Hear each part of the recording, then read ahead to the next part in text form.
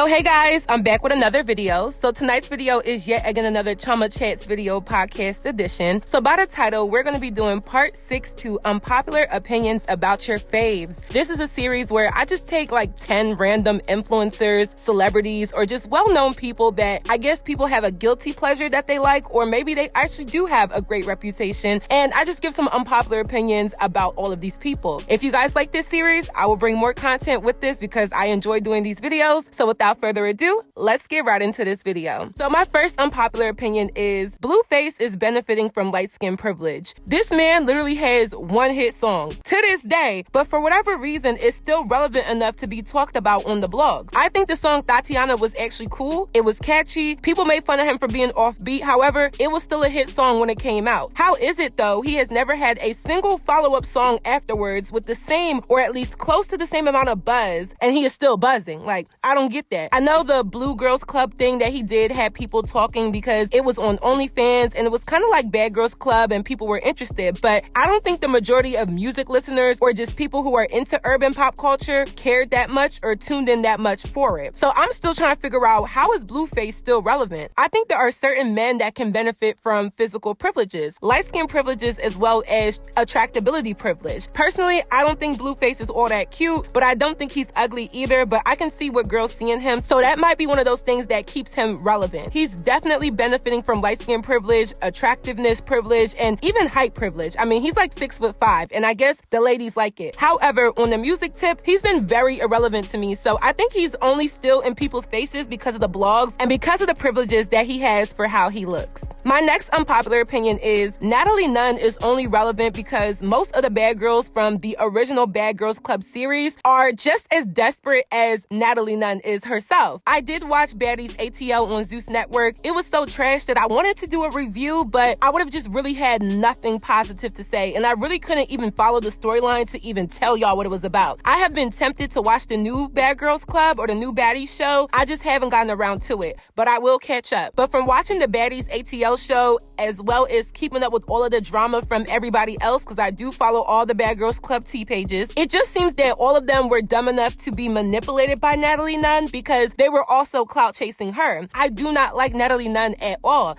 I think she needs her own separate video as to why she is also suffering from serious mental illness. However, I think the reason why she's able to keep a level of relevance in pop culture through reality TV is because all of the other bad girls are trying to regain some type of popularity. There's no show without the conglomerate of bad girls. Like, you have to have a sole group of them. Natalie Nunn cannot have her own show. Nobody would care. It has to be derivative from the Bad Girls franchise, so she has to bring in the other girls. And because of that, she stays relevant. If these girls could see Natalie Nunn for who she is and not be so worried about trying to chase their casket of a career, she wouldn't even be able to do the nonsense that she has been doing. Let's just be real. My next unpopular opinion is Tristan Thompson wants to be a bad bitch. There is no other reason that he is so DGAF about getting dragged in his reputation other than the fact that he's an attention-seeking wannabe bad bitch. He wants to be just like the family that he's been around for the past 5-6 years, however long he's been around the Kardashians. He recently got spotted out with another woman in Greece, and it just seems really staged to me. Like, I'm gonna be real. He was just in the blogs and the media headlines last week for the revelation that him and Chloe are having a son, if they haven't had him already. And now, less than a week later, he's trending for the same nonsense that he's been doing for years. I think that he'd rather be a socialite and a bad bitch than an NBA player. Because even though he's a man that'll get a pass, he doesn't even look player with all the stuff that he does. Like, this is not even P, like, at all. Like, this is very foul, no pun intended. And I think the Kardashians, specifically Chloe, created a monster. They allowed him to get attention that he never had before, and he's basically soaking it up and gloating in his newfound relevance. Before Chloe, nobody knew Tristan Thompson. He was just another name on the NBA roster, and they gave him celebrity. And that's why you have to be very careful when you are somebody and you turn a nobody into somebody, because this is the result. Audacity is 99% off these days when it comes to Tristan Thompson, and he uses it to soak up being the bad bitch that he always wanted to be.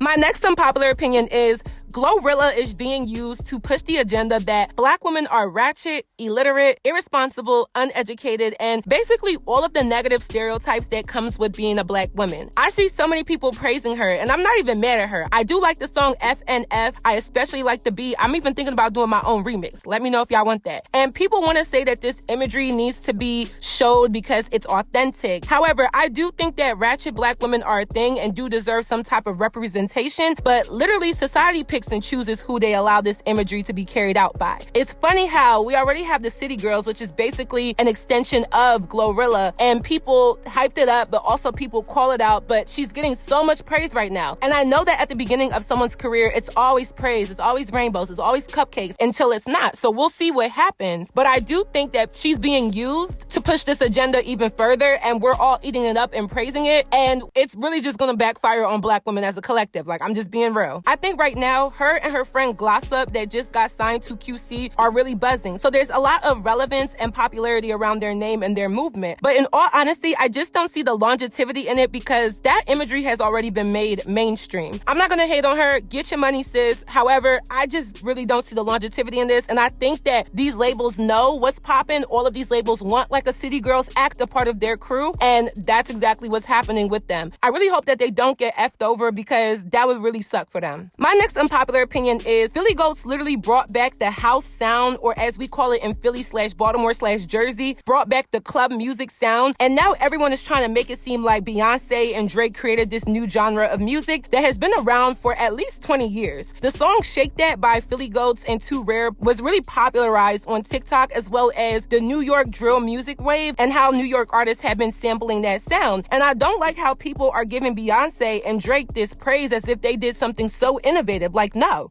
Okay, because no. I didn't even listen to either of their albums because the snippets I heard just weren't giving what they were supposed to give, in my opinion. The smaller and lesser known artists need to be given their recognition for starting waves, even if bigger name artists promote, popularize, and capitalize off of it. Give the Philly Goats their credit because that song was a TikTok sensation, and the rest of their music also follows the same genre. And I think there's a lot of big name artists who scout and scavenge for what smaller artists are doing. And yes, the music industry is dog eat dog, but I do peep everything. Club music/house music has been a thing in the PBJ. That is Philly, Baltimore, Jersey. We've been doing that. So I just don't like that they're not getting their credit. Give them boys their credit. My next unpopular opinion is Krishan Rock is trolling because y'all gave her too much attention. At this point, her relationship is a gimmick. And as soon as she started getting posted on the blogs, she ran with it and really just kept topping her antics so that she could continue to get the attention that she has always been wanting. I look at some of those videos about her having a rough upbringing and all of that. And yes, that's sad. However, mental health is very real with this girl, and the blogs as well as the rest of the media are continuing to egg it on. If she would have just been spoken about one time, then she wouldn't be as popular as she is now. I'm not against her popularity because I think that this outlet has probably been the biggest blessing of her whole entire life. However, I think she's feeding into it just as much as the rest of social media. You can't tell me that somebody is okay with being humiliated and embarrassed, and I'm supposed to believe that they're sane in the head? Absolutely not. I think she knows what she's doing. She plays into the media because she's learned how to work it, and she's going to continue to do it because this generation is dumb and the blogs want clicks, money, and views, so they'll continue to repost her. She's going to give them ammunition to shoot her all over social media, and we're taking the hits by witnessing all of her shenanigans. I know this is going to sound harsh, but I really don't feel bad for anything that happens to her now because I do believe mentally she's off. However, I don't think it's to the extent that I should give her a pass for her actions. Sorry, not sorry. My next unpopular opinion is Monique is bitter. She's bitter all around. I have to keep it real. I know we get caught up with her seemingly informative and sincere words. However, after the situation with her and DL Hughley, I'm just going to call it what it is.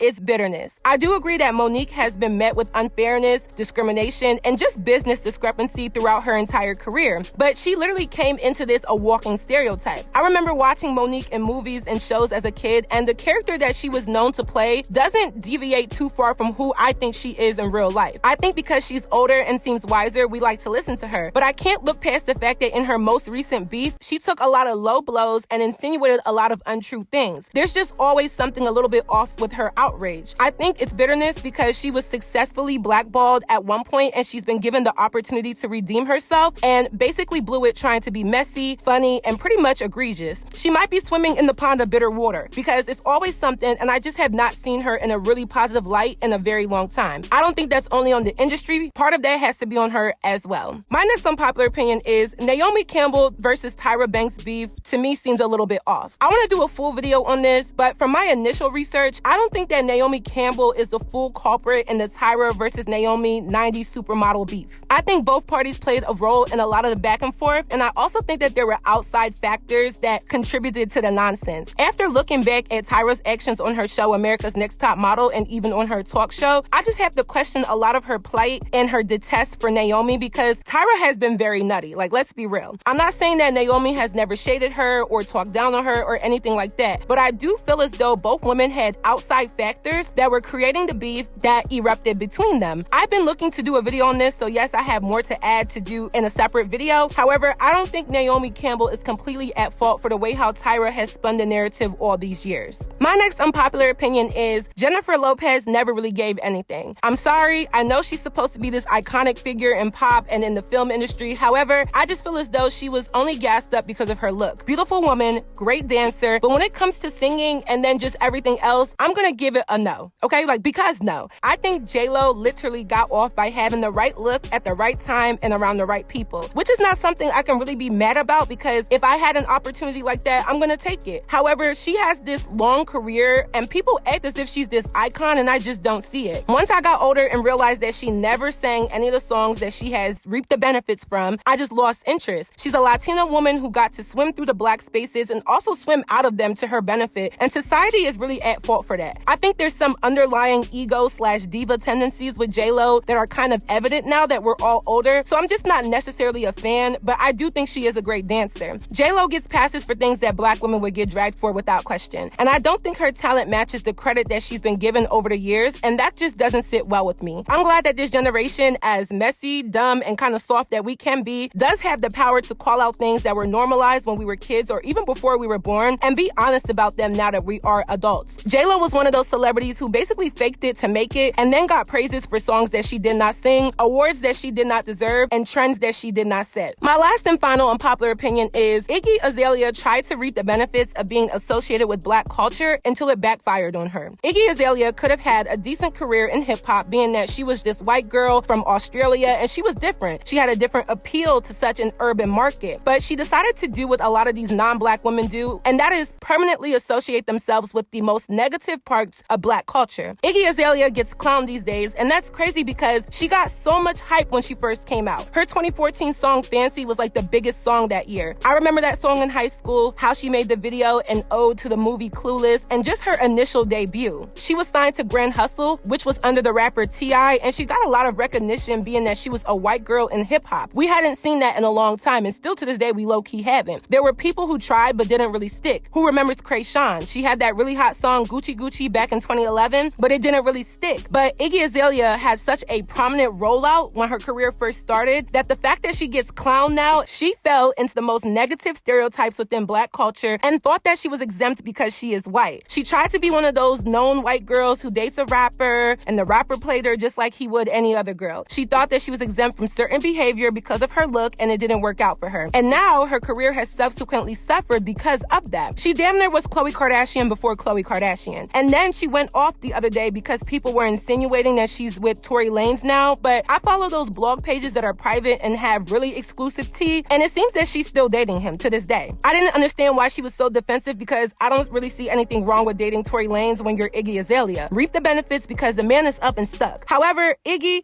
you thought and you lost. Who remembers when she got with Nick Swaggy P. Young, even though he had 3 kids and I think he was either married or just had a girlfriend that everybody knew about? She tried to insert herself in the space of black rappers and athletes and got played, thinking her skin tone gave her privileges. I may be reaching, but it's one thing if it just happened one time, then okay, that's taboo. But she's dealt with several nakers, and each time it's always a messy situation. She's literally a baby mama now, and that's very unfortunate. Iggy, your white privilege didn't save you from the shambles of the degenerate black man. Sorry, not sorry. So that is it for this video. I hope you all enjoyed. I know you guys are probably triggered and like, damn, I'm about to really drag this girl. Go ahead in the comments. Let me know how you feel, and we can definitely chop it up in the comments. If you haven't already, please follow me on all of my social media networks, and I will see you all in my next video. Bye, guys. One time for the melanin girls, skin popping in the sun. Let me hear you one time. Baby, let me hear you one time. Yeah. One time for the African girls, and you know we get it done. Let me hear you one time. Ladies, let me hear you one time. Yeah. One shot, two shot, come on, baby, come on. Put your hands to the top, come on, ladies, come on. Skin popping in the sun, come on, baby, come on. Brown girl, you the one, and they know we get on. One shot, two shot, come on, baby, come on. Put your hands to the top, come on, ladies, come on.